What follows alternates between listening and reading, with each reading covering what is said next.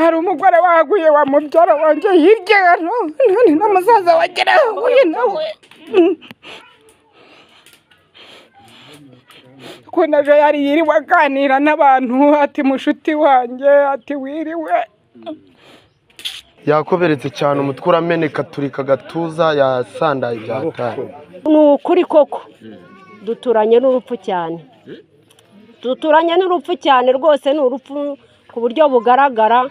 Karangwa Ipimaki yari intwari cyo kozanapfuye no ku munsi w'intwari yapfuye ku munsi w'intwari niyigendere igihe cye niki Imana imuhire ukora idashira Mana yanjye Mana urupfu apfuye Imana imwakire imuhire ukora idashira kuko yatubabaje cyane yari umuntu w'intwari. Uno mugabo bamamagaye ku isaha ya saa moya nje nkavuga ngo nibibaho avuga ibyo bintu ntago Karangwa yapfa pe yaranyigishije ni nawe watumye menya gusoma. We yanyigishaga afite inshingano ngo nzamenye ubwenge. Ngiye ikibazo cyambabaje cyane hari uko yapfuye natamuguriye akantu navuze ngo nzamugurira ariko kubwizo mpamvu ngo barakubwira ngo umuntu arapfuye mwari muri kumwe gucya muvugana nta nagakoma banabashije no kumuha Mana muheruka ridashira ariko abantu muzajye mufata impande zose mufata abakene mufata abakire ariko abakene cyane nibo yakundaga koko ibyo kuvuga ngo arigisha mu mashuri makuru ibyo kuvuga ngo arigisha iki ibyo ntiyabaga bireba ngo yafataga umuntu yamubonaga nk'undi muri we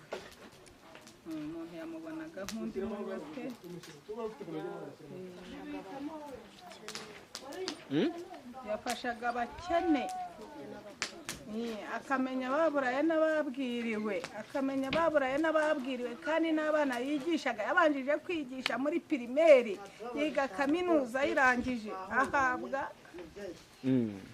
ubwarimu bwo kwigisha. Ikiganiro twagiranye nijoro yabaye nk'umuntu usezeraho turaganira twakundi mu ngo habaho nk'utuntu arambwira ati muri iki gihe tugezemo abantu benshi babaswe n'ingeso zo kwikinisha bisa naho abantu bamaze gufatwa n'iki cyago bakaba bameze nk'amafarashi yaguye mu isayo bamara kubikora bimaze kubabata bakagira isoni zo kubyivuza bikabaviramo guhura n'ingaruka zitandukanye harimo nko kwibagirwa vuba bya hato na hato kurangiza vuba kubura amasohoro cyangwa agahinduka amazi ntanga zigahinduka ibihuhwe kugira ikibazo cy'ubushake buke kubabara umugongo wo hasi ndetse hari n'abo baviramo ubugumba.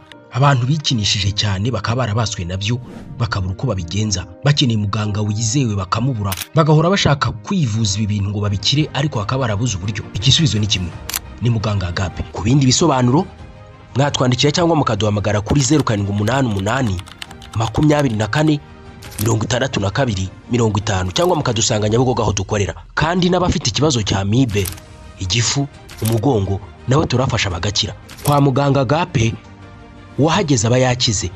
Nyakwigendera Karangwa Ipimaki wari usanzwe ari umurezi mu mashuri yisumbuye mu karere ka Gatsibo ari naho yarasanzwe atuye ariko kuri ubu akaba ari naho yaje gutakariza ubuzima. Ahangaha ni mu murenge wa Mugera akaba ari mu kagari ka Busetsa ahangaha ni mu mudugudu wa Nyarusange ariho nyakwigendera yaratuye ndetse kuri ubu akaba ari naho yaje gutakariza ubuzima. Niyo nkuru tugiye kurebera hamwe ariko nanone navuga ngo ni inkuru yababaje cyane by'umwihariko abatuye muri aka gace cyane ariko abasanzwe bari bazi uyu nyakwigendera. Ngira ngo iyi nkuru turi buze kumvamo byinshi bitandukanye. Wumvise abaturage bavuga ko baturanye n'urupfu, byose turi buze kubirebera hamwe ariko wenda twihuse reka tubanze twumve abaturage bari ahangaha nyakwigendera yatakarije ubuzima. Bavuga ko yaravuye muri aka gasantere gaherereye hano mu mudugudu wa Nyarusange yerekeza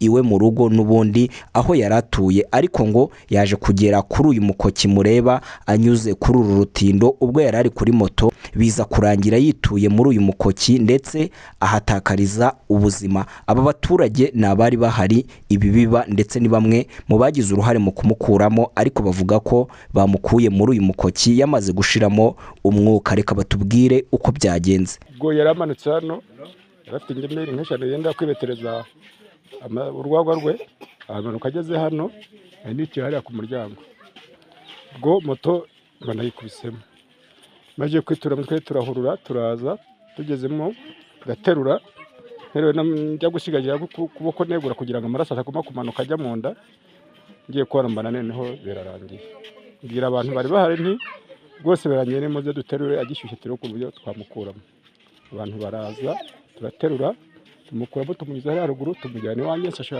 shaka shitingi nzana n'amashuka dushyiraho umuryango wo barahageze bidufashamo ugeze hagati igiti faraza bavuga ati aguye ku rugo rw'umuturage twamushyize mu nzu none birakorwa iki polisi iramubwira ati bwo ari mu rugo rw'umuturage nimugerageze murebe ingobyi nta modoka ihagera mu mugezi we mu rugo ariko umujyana no kwa muganga uko byagenze atambitse agiye iwe akigera ahangaha ku rutino ahanukamo yikubitamo hasi akigeramo hasi ahita apfa akimara gupfa yakomeretse cyane bikomeye cyane arapfa tumukuramo tumushyira hejuru aha umuturanyi adutiza inzu dushobora kuba twamushyiramo tugeze aho ngaho umuryango we uraza uramujyana yakomeretse cyane umutwe urameneka turika agatuza yasandaye byataye ni data bukwe twasangiye yari afite amasaka yo kujya kubetera ibitoki zari ingemeri 10 noneho acaho aragenda amajije kugenda haza umugabo ushaka ifumbire agaruka inyuma mu gihe bari kuvugana iby'ifumbire n'ubundi moto yari iparitse hariya tujya hariya ruguru mu mujyi twiyakira ku kantu noneho mu gihe twe dutsimbuye dutashye shyitse hariya hepfo haje umudamu bagira aturatashye soba uko arapfuye twaje dusanga n'ubundi birarangiye bamuterura bajyana kuri rugo yari yarangiye burundu. Abaturage bari bazi uyu mugabo yaba abaturanyi be ndetse by'umwihariko na bamwe mu banyeshuri yigishije bababajwe bikomeye n'urupfu yapfuye dore ko bavugaga ko kuri bo bamufataga nk'umugabo w'intwari. Saa 12 nibwo arimo kwambukaza yaravuye kugura imbeteza zizana hano mu rugo rwe ubwaba imati mutuyemo tusigara turirayo kwarika yari umwarimu yigishaga Ingarama asize abana 3. Hari ahantu hasanzwe hatwara ubuzima bw'abantu. Hari umugore waguye wa mubyara wanjye hirya none n'umusaza wagera huye nawe kunaje yari yiriwe aganira n'abantu ati mushuti wanjye ati wiriwe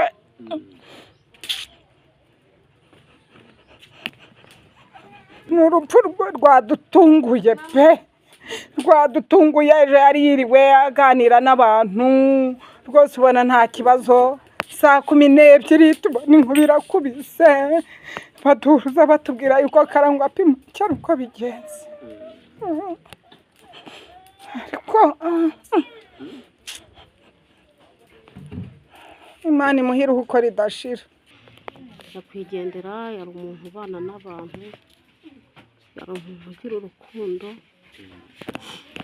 mbese yari umuntu twakundaga umuryango yari umuntu udasanzwe. Abana n'abakire n'abakene abana n'abakire n'abakene mu bakene akabisangamo mu bakire akabisangamo nta muntu wamuvugaga nabi shaka agira inama abantu benshi cyane ariko byadutunguye byadutunguye akigera hejuru y'aho hantu. Uyu Karangwa Pimake yari umuturanyi kuko yari umuturanyi mwiza ubu mu nkengero ze ndi hepfo ye ariko nagiraga ikibazo nkaza nkamubwira ati papa Divine bimeze gutya. Yari umubyeyi ukunda abana ariko twamaje kumva inkuru y'Icamugongo twabuze icyo dukora no kubyakira byatunaniye kuko abaturage ari abana arakirabona urubyiruko rwose ruraha uru rugo rwagendagamo abana rwagendagamo abantu bakuru ariko hakundaga abana kuko yakundaga abana dore ko yari n'umurezi Ingarama rwose. Ni inkuru twamenye mu saa 12 twayimenye mu masaa 12 kuko nyine nagiye ahantu mu Gatsinda ngeze mu nzira barambwira ngo umuntu arambwira ati twavuye kuri moto tuvuye mu gatsinda ati papa Divine arapfuye. Ndavuga turabeshya, hari umwana twari turi kumwe arambwira ati hoshi twambukane tugende, ntago wambuka wenyine kuri kiriya kiraro cya Rwakijara. Noneho remanutse njyewe nsanga umusaza bamukuyemo, namwita umusaza kuko yatwubahaga, nta muntu yasuzuguraga, buri umwe wese n'umwana winjira mwisangagaho rwose. yatubabaje gusa imana mwakire, nicyo navuga mu bwami bw'ijuru. Njye nicyo namusabira kuko twese turi kujya habi kuko Imana niyo nkuru. Ntabwo twayakiriye neza twishimye kuko byatubabaje cyane, na n'ubu rwose umuntu ubu nta kintu wabwira umuntu kuko umugongo wacitse. Dufite intimba nyinshi cyane tutazanakira cyane kuko yari umuntu wadufashirizaga abana, kuko bamwimuraga no ku kigo abana bakagira agahinda cyane kubera ko yigishaga cyane, yasabanaga neza n'abantu, ntabwo yagucaga atakuvugishije niyo waba umeze gute kose. Yatubabaje cyane, na n'ubu ntabwo tuzakira iyo ntimba ye. Ngewe iyi nkuru mbi yasanze narindi imuhera ariko ni hirya hano gatoya, ntabwo ari kure cyane. Noneho umwana wari uri hano Vuguzi Garine arampamagara kuri telefoni ati waruzi ibindi, ati Karangwa Epimake arapfuye. Napfuye atese kandi ati aguye mu rutindo na mutoni yawe. Ubwo nari ntetse inkono nateruye naga mu nzu yaba yamenetse ntumbaze. Ubwo utwana mbana natwo tubiri twahise twirukanka, kamwe gafite imyaka 8 kandi n'imyaka 10, ngahise bwirukanka barantanga mpita nkubita uruge nanjye nza nirukanka, ndaza koko nsanga barimo bararwana nawe mu koki, ariko nyine yapfuye barimo kugaganyuza ngo bamuteruremo, baramuzamura bamugira hariya ku nkombe, barongera none bashyira hejuru ku nkombe. Mana urupfu apfuye Imana imwakire imuhiruko ridashira kuko yatubabaje cyane. Yari umuntu w'intwari, yari umugabo ukomeye, yavugishaga ukuri ntawe yabangamiraga. Imana imuhe umugisha imuhiruko ridashira, icyo mwifurije. Uno mugabo bamamagaye ku isaha ya saa moya, njye nkavuga ngo nibibaho, avuga ibyo bintu ntago Karangwa yapfa pe, yaranyigishije, ni nawe watumye menya gusoma. Niwe mwarimu wa mbere wavuze ati ndakwitaho n'igiti nyiguha ariko umenye gusoma, ati ntago yapfuye. Noneho umuntu nahamagaye yavuze ati reka nkuha amajwi y'abantu kuvuga tubireke.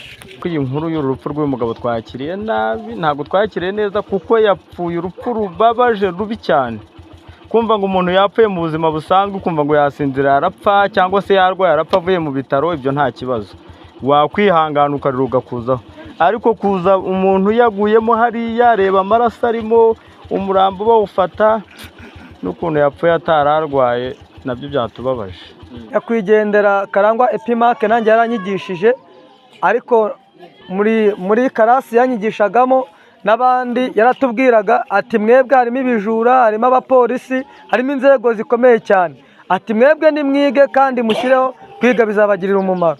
Rero nyakwigendera Epimake rwose inkuru ye ikimara kutugeraho, twanarebaga umupira, twebwe nimba n'umupira twawurebye, nimba n'amakipe yatsinze ntago tubizi, twahise tumera nk'abantu baguye muri koma, turwara mu mutwe.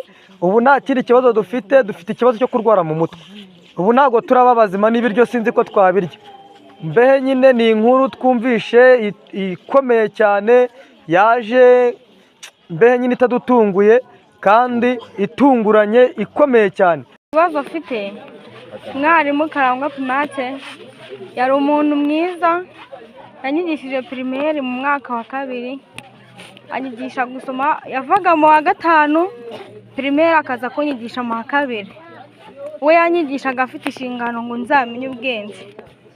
Ngewe ikibazo cyambabaje cyane, hari uko yapfuye natamuguriye akantu navuze ngo nzamugurira, ariko kubwizo mpamvu hari ukuntu nzabigenza nkatura Imana amashimwe akamugeraho. Uyu musaza nawe aragiye wacu tumwubaha, kandi yari umubyeyi wacu utwubaha, naramwenderezaga amwe ningurira, avuga ati ndakugura mu kanya, akaza akavuga ati ibyo twavuganye uri he, mvaye ngugurire. Akambwa yarasanga nicaye no kuri kabara, akambwa ati se uno urasoma iki, genda baguhe icyo ushaka unywe wigendere. Yari umuntu udakunda iby'isi, yakunda abantu gusa, nicyo kinamukundiraga, yakundaga abantu, aho Imana imugeza imwakire, icyo mbashimiye. N'umuryango we kandi mbasha kuwuhumuriza wihangane. uwagoyemo ni mukuru wanjye yitwaga nde? yitwaga Karangwa Epimake, Mu kigero cy'imyaka ingahe? 52. ubwo ni ukuvuga ngo nari maze imyaka uyu mwaka ni uwa 10 n'imutse n'aha, ariko najyaga ntembera n'ubundi tukaganira, nkaza tukaganira akanyakira tukaganira. Njye rero nka 1:30 nari maze gukuramo imyambaro ngiye kuryama, ngiye kubona mbona umuntu araje, ubwo telefone yanjye ntabwo yo yari iriho, ati mukuru wawe arapfuye kandi yishwe na moto. Nta bintu byinshi nigeze mubaza, ntacyo namubajije, sinamubajije ngo ubibwiwe nande, nta kintu namubajije, ahise nambara fatiraho nza nirukanka cyane, ndaza mpura na modoka nahuriye nayo ku gasantere bita Kayenzi, mbona nyine ko ari mwari, ndakomeza nigira imbere nka metero nka 300 ngera mu rugo.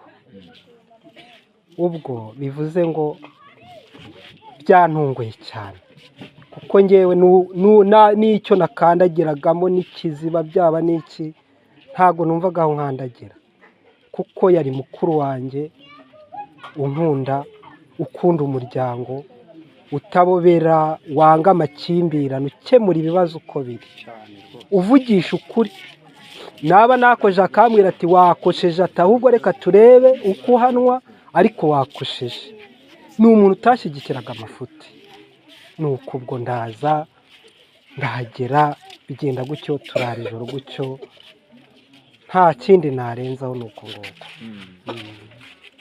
ngira ngo nk'uko watangiye wumva iyi nkuru abaturage bavuga ko baturanye n'urupfu, uyu mukoki mureba uri hagati mu ngo z'abaturage, ndetse bavuga ko umaze imyaka isaga 10, ariko ngo watangiye ari muto ukagenda ucukuka uko imvura iguye, uko amazi abaye menshi. Kuri ubu abaturage bavuga ko uyu mukoki umaze gutwara ubuzima bw'abatari bake, ndetse ngo abandi bakahakomerekera bikomeye. Ni ikibazo bavuga ko bagerageje kugaragariza inzego zitandukanye z'ubuyobozi, ariko na n'ubu ngo baracyategereje igisubizo. Ni naho baheraga basaba ko ubuyobozi bwabafasha, kuko uyu mukoki nta gikozwe urakomeza gutwara ubuzima bw'abaturage. Ndagira ngo mbere yuko wenda twumva umugore wa nyakwigendera icyo yatangaje, tubanze twumve abo baturage bagaruka ku mpungenge batejwe n'uyu mukoki. Twebwe dufite agahinda gakomeye cyane, agahinda dufite ntago tuzi neza yuko kazanarangira.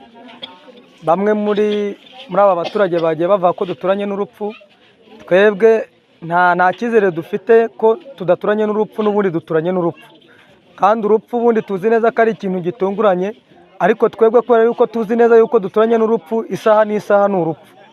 Rero muri make twebwe icyo dusaba ni ubuvugizi, ariko ubuvugizi twarabuvuze byanarenze ubuvugizi, ahubwo sinzi impamvu abaturage birirwa basakuza. Benyine ibibazo byaraturenze, imitwe yarabyimbye, ahantu hose nta mutekano dufite. Umutekano ubundi ubu wa mbere ari uko abantu badaturanye n'urupfu. None urupfu twegeranye narwo, nta mutekano twumva tuba dufite, kuko ni umukoki utwegereye, abaturage benshi bagwamo. Nk'ubu hari abagiye bagwamo, bamwe bagiye barwara za pararize, uruhande rumwe rugapfa bagwishijemo, urundi rukaba ruzima. Benyine nta cyizere twifitiye natwe ubwacu. Abayobozi baraza bagafotora, mbehe urebye amataci acicikana kuri uyu mukoki, ngo tukagira wenda nk'icyizere tuvuga ngo bagiye kubikoraho, ntago twabara. Sinzi impamvu, ahubwo ikintu twagutuma tukakubwira ngo nta muyobozi wundi dushaka kuri uyu mukoki uzajya uza gufotora, kuko twahaza amafoto. Ahubwo icyo dushaka ni ugushyira mu bikorwa, kuko gufotora byo nta kintu byatumarira, kuko tumaje kubona abantu benshi cyane batandukanye bafotora, ariko amafoto twarayahaze. Ariko ugenda ukabatubwirira, ahubwo icyo twebwe twifuza nk'abaturage ba Nyarusange, turifuza ibintu biza mu bikorwa gusa. Bakaduha umuhanda, bakaduha n'ikiraro, kuko ndabona neza aha hantu uyu muhanda bawuhimuye, bakaduha ikindi kiraro, ntago abantu bajya bahaca. Yego, ariko ikintu cyane kitubabaje, mwana dufasha mukadufasha uru rutindo, kuko ntago uzafata umudugudu ngo wimurira ahandi, ntago ibyo bintu byabaho. ariko nk'igihugu nka leta mudukorera ubuvugizi bw'uru rutindo. Ubu iyo habamo metero 4 cyangwa 5 yari bugwe akagwa hejuru, ntabwo yari bugwe ngagwemo. None ni metero 2. Ubu si imodoka yacaho dufite ibikorwa, ubu se na moto so kwigengesera. Ubu ahageze agakubita iramutse nk'ubu nkanjye mfite moto, noneho najya kuyimanukaho hari akantu kambogamiye, ubu nashyika hasi sinahita ngwamo se ngiye kumanuka ukuguru, ariko ari rugari wagwa hejuru yarwo. Karangwa Epimake yari intwari cyo kozanapfuye no ku munsi w'intwari. Yapfuye ku munsi w'intwari niyigendere, igihe cye niki Imana imuhire gukora idashira Mana yanjye. Ariko ikintu kibabaje n'uruti mutubabarire, iyo tuje mu nteko y'umudugudu baratubwira ngo babasaba raporo ngo twayitanze. Iyo raporo ihora itangwa, ano mazi yatangiye asesa mu muhanda. Inteko yakorerwa mu biti byari bihari bya voka ruguru hariya, amazi akajya yisesa mu muhanda, akaza akanakubita akinjira mu nzu ye hariya. Arangira avuga ati ino nzu yanjye izagenda, ayishyira muri asorasi. Ati ninagende itwaye n'amazi bazandiha. Ubiri muri asorasi inzu ye. Birangije amazi aracukura urutindo rwa mbere rwabaga hariya, umuhanda uri harugura. Ubiki byabaye akayira twifashisha, iyi yari imbuga y'uyu mugabo utuya. Urupfu ahubwo rubi, ubu nanjye natambuka nkaba urupfu rurahari bitewe impamvu n'urutindo. Impamvu nta muhanda n'ibindi byose wenda igihugu mudufashe bihagarare, ariko nimba hari n'imbaraga dusabwa natwe tuzishyiramo, ariko tubona umuhanda, tubona urutindo. Hari n'umukecuru waguyemo Vivian na Nyiramucuma, inkotsi zo gupfa byatewe n'umukokera.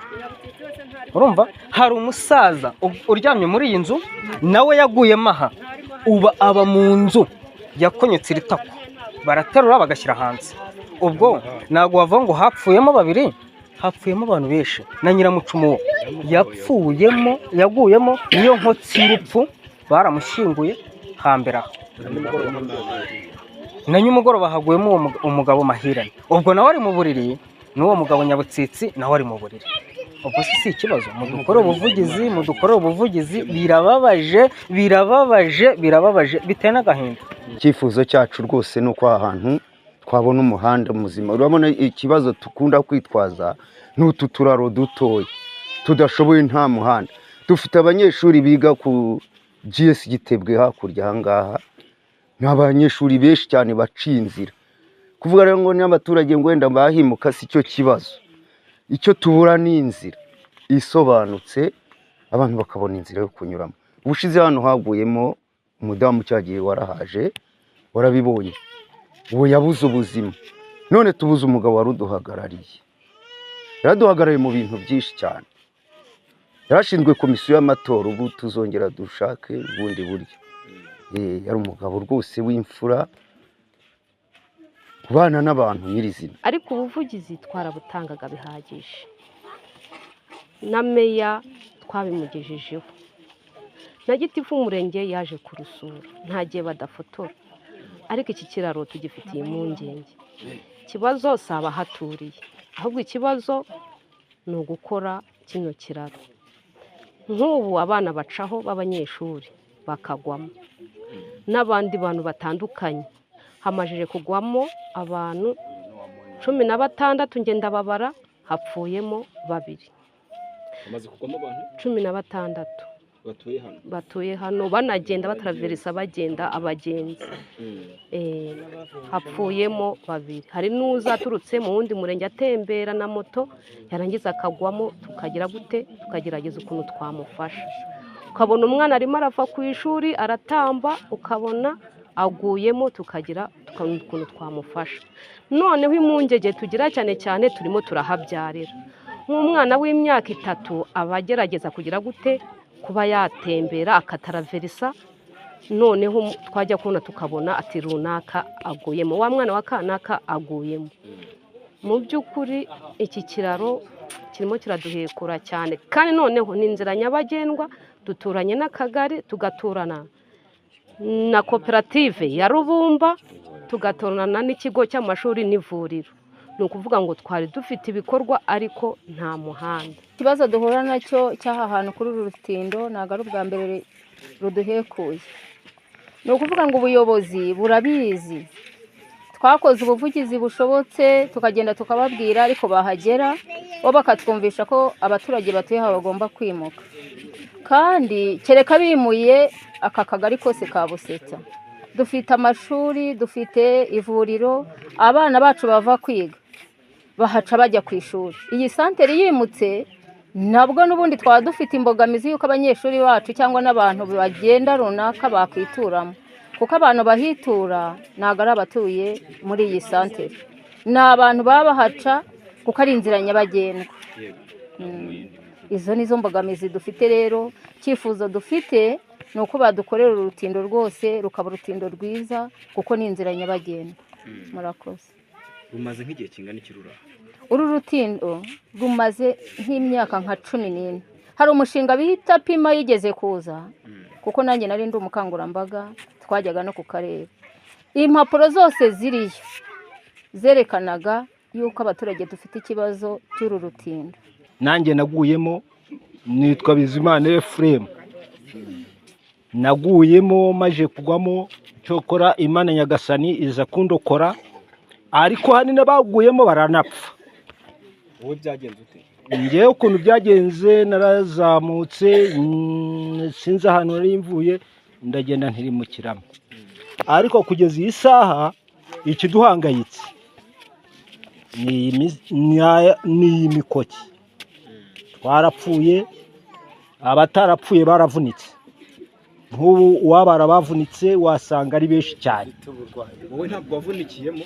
Navunikiyemo, n'ubu nagiye ni Nyagatare kwivuzayo, nsha no mu byuma kenshi na kenshi, kugira ngo barebe mu buzima bwanjye ko hari ikindi kibazo. Cyokora babona navunitse amaboko n'amaguru, kuko namanutse Bucumu. Namanutse Bucumu ndigendera, manuka Bucumu, noneho umutwe ntiwameneka.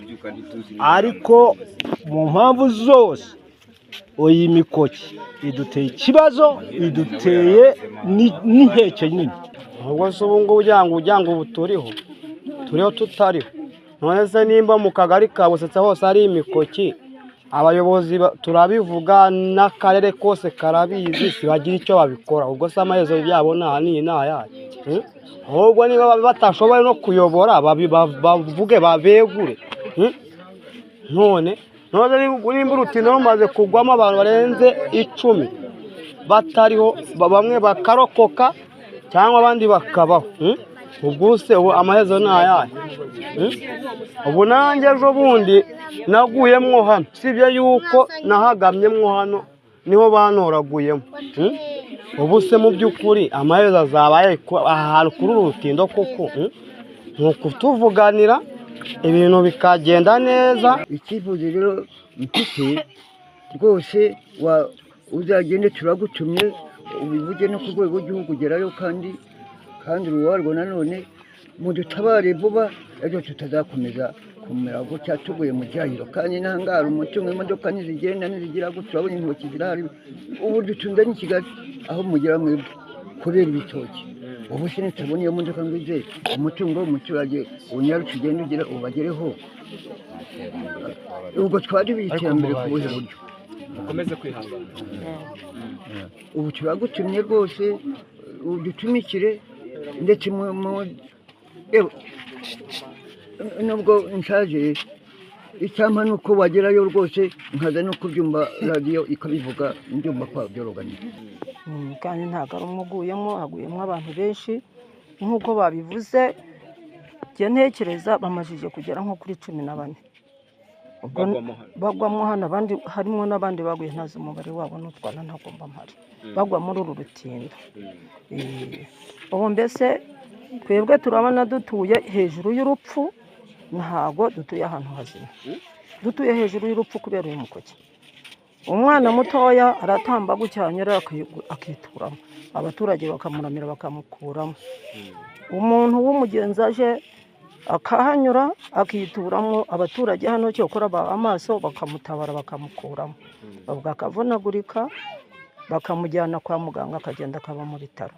rwose ni ukuri koko duturanye n'urupfu cyane duturanye n'urupfu cyane rwose ni urupfu ku buryo bugaragara kuko aha hantu haca abantu benshi cyane haca abana benshi b'abanyeshuri bambukana aha ngaha bajya kwiga ku kigo cya Busetsa hariyo na sikirisare abajya gusenga niho hacaga abantu benshi cyane ibyo bitoki ubu nta mushoramari waza koko kandi hano niho bahahiraga izo modoka zabaga zaza zikaba zaza zigahahira inanga ariko ntizabasha gucaho ntaho wanyura ugenda abanyamagare nuko bose niho bazaga ariko ntabwo byashoboka kubera urutindo rwacu rudakoze twebwe tubyakira nabi tubyakira nk'aho batubonye ko tutari abantu kubera ko niba umuntu wa mbere aguyemo mukaza mugafotora mukagenda ejo undi yagwamo mukaza mugafotora mukagenda tukabona nta gisubizo twumva ko twebwe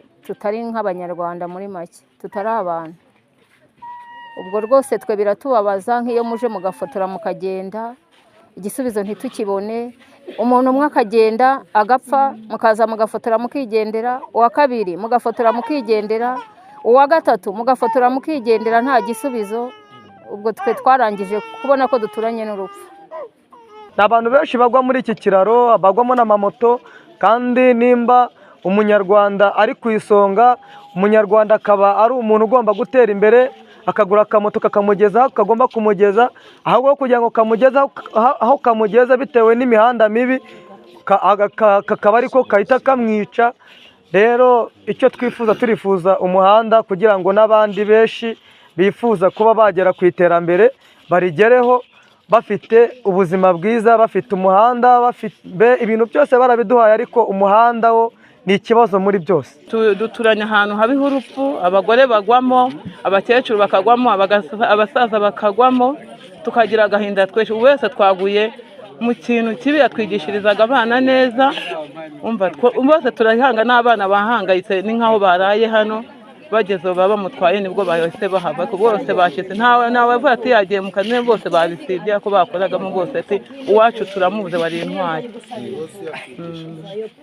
mwadukora ubuvugizi no muhanda rwose bakawukora neza kira bakagikora bakima undi muhanda bakahandi bawushyira ariko bagakurira kuri urupfu duturanye narwo mu by'ukuri uyu mukoki uteye inkeke nyinshi cyane kuko natwe twaguyemo ubu maje kugwamo inshuro 3 kuko tuba dufite n'impungenge kuko abanyeshuri baturuka hirya iriya nabo baraza amazi yaba yaje bakarebamo ugasanga umwe aguyemo mbega uru rutindo mwadusabira ubuvugizi rugakorwa njye mpagaze hano nk'utuma ukagenda ukabwira abayobozi bakaza kudufasha natwe ibyo bazaduca hari ikintu tuzatanga sindi muto ku buryo natabura amafaranga yo gutanga ku mukoki buri umwe wese acaho dutugingi ncaho njya ku ishuri na bagenzi banjye baza kutsura icyo kibazo rwose tuvuganire murakoze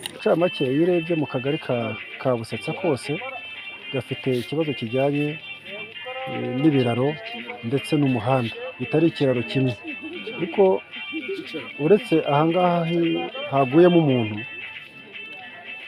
mu mudugudu wa Gitebwe uyu ni uwa kabiri mu gihe kitarenze amezi 6 uguye hano hantu kuko hari umudamu nta mezi ageze kuri 6 nawe yituye amahangaha ava muri kano santere yitaba nawe Imana hanyuma imbere yaho naho usatira Kayenzi mu mudugudu wa Gitebwe naho hari ikindi kiraro gihuza Kayenzi aho ngaho na Gitebwe nacyo mu gihe kitarenze umwaka umwe nacyo cyaguyemo undi muntu hari n'ahandi bita Mukama naho ni mu kagari ka Busetsa naho haguyemo undi muntu hari n'ahandi naho umanuka uva ku ishuri nta minsi iciyeho naho haguyemo imodoka itwaye muri rusange rero rwose iyo urebye akagari ka Busetsa kose tutavuze umudugudu wa Nyarusange cyangwa wa Gitebwe cyangwa wa Kayenzi gafite ikibazo cy'ibiraro ndetse n'umuhanda bitwara ubuzima bw'abantu. Umugore wa nyakwigendera nawe ashimangira ko umugabo we yaravuye mu rugo agiye guhaha amasaka yo kubetera inzoga muri aka gasantere, ariko n'ubundi ngo bikaza kurangira nawe yumvise iyi nkuru y'incamugongo ko moto imutuye muri uyu mukoki, ndetse bikarangira ahatakarije ubuzima. Umugabo yamvuyeho atambitse ati ngiye kuzana amasaka y'imbetezi, mu minota mike nka saa 12 n'igice baza bambwiye ko aguye mu rutindo, baza banyaka imyenda yo kwambika, nuko twabibonye, ariko leta yari ikwiye kudufasha. Nk'ubu umugabo asigiye abana 3, hari uwiga ibyumba mu bwarimu mu wa 5, hari uwiga mu wa 2 ipemu, twabarihiraga amafaranga menshi. None leta ikwiye kudufasha, n'aba bana bajya ku ishuri tukaba tuzi ko batagaruka, umuntu ugiye n'aba kuvuyeho imvura iguye tukaba tuzi ko imvura bumujyane, mbega imvura iragwa abantu bagahungabana, n'izo ntindo zacu ziradutwarira abantu buri munsi. Sinzi n'umuyobozi w'igihugu icyo agomba kudufasha, koko turimo gupfa nk'iki, sinamenya n'aba ari nk'ubushishi. Buri mwaka haba hagiye umuntu, buri mwaka cyangwa buri kwezi ukumva umuntu yagiye.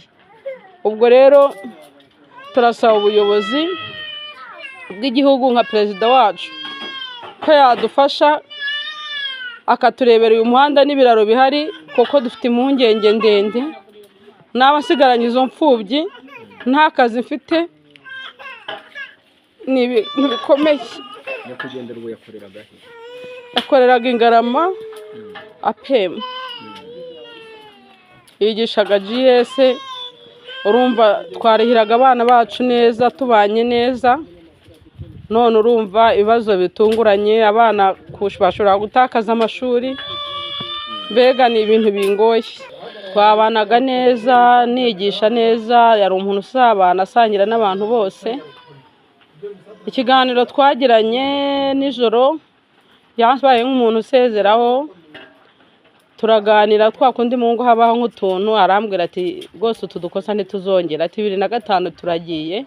Cyo kintu cyanambabaje, tuririranwa, turateka, turarya, turanywa, twifata neza, amvaho atambitse agiye guhaha. Ubwo nuko niryo jambo rya nyuma twacanye muhareza ibyajya guhahiramo, bangarurira umuntu intumbi yonyine. Meya w'akarere ka Gatsibo Bwana Gasana Richard yihanganishije ababuze uwabo, ariko nanone avuga ko kuri iki kibazo cy'uyu mukoki abaturage bakomeje kugarukaho ari ikibazo bazi nk'inzego z'ubuyobozi, ndetse abizeza ko bitarenze uyu mwaka twatangiye wa 2026 uyu mukoki uzaba wamaze gukorwa, ndetse umuhanda ngo ari nyabagendwa. Twamenye yuko umuturage wacu yarari kuri moto anyura kuri icyo kiraro, akora impanuka, agwa kuri icyo kiraro agwamo. Ariko icyo nababwira ni uko inzego zakurikiranye ibyo byose bikimara kuba, icyambere nuko yari yasinze. Ubwo kuba yasinze bihurirana n'uko ikiraro kidakoze neza, ni ikiraro gicaho abanyamaguru ndetse na moto. Mu buryo busanzwe bizishobora gucaho, ariko turashaka kugikora mu buryo bufatika, ku buryo n'imodoka zacaho. Twagikoreye inyigo irarangira, ubu twatanze isoko, n'uzagikora yamaze kugaragara na kontra yarasinywe. Birababaje rero ko twahaburiye umuturage, ariko twanakangurira abaturage kugira ngo abantu birinde kuhanyuza ibinyabiziga biremereye, bace n'amaguru ndetse na za moto, ariko nanone twirinde abantu gutwara ibinyabiziga banyoye. Umuntu wanyoye nubwo cyaba ari ikiraro cyiza, nubwo yaba ari umuhanda ukoze mwiza, akajya ku kinyabiziga ashobora gukora impanuka ikamuviramo ibibazo bikomeye cyane. Rero ariko twebwe nk'ubuyobozi byatubabaje, ariko nanone tugiye kwihutisha imirimo yo kugikora kugira ngo tuzanageyo dusabe imbabazi abaturage ko cyatinze gukorwa, ariko twamaze kubona amafaranga, isoko ryaratanzwe, kontra yarasinywe, n'abaturage twabamenyesheje yuko kigiye gukorwa. So rero ndumva ari icyo navuga, turakomeza kuba hafi umuryango wahuye n'ibyago, ariko tunakangurira n'abasigaye kugira ngo babyitwaremo neza.